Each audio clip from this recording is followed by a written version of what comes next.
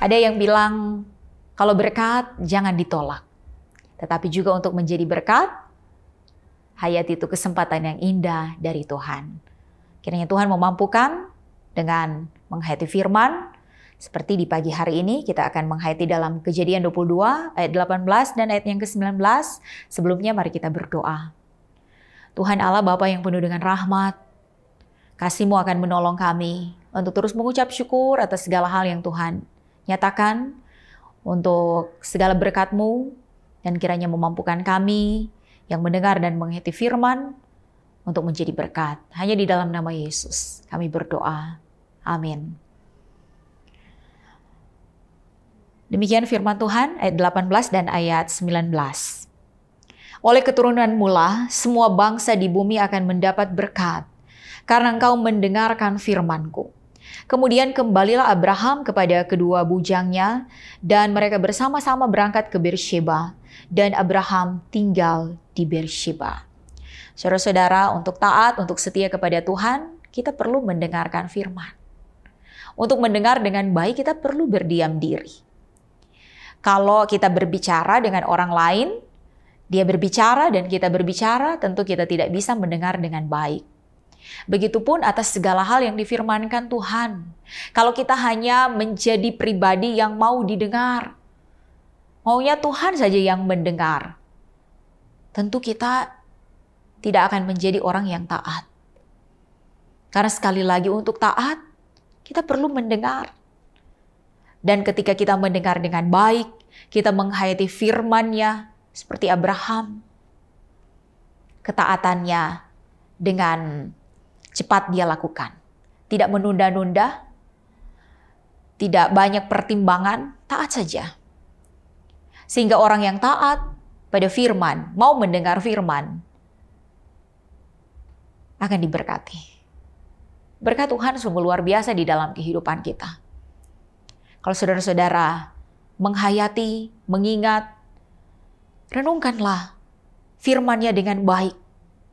Tuhan akan menyentuh hati saudara-saudara. Betapa saudara diberkati. Ada banyak orang yang hari-hari ini mengeluh, merasa kurang diberkati Tuhan. Bisa saja saudara kurang merenungkan firman. Karena pandangan saudara hanya pada berkat-berkat Tuhan.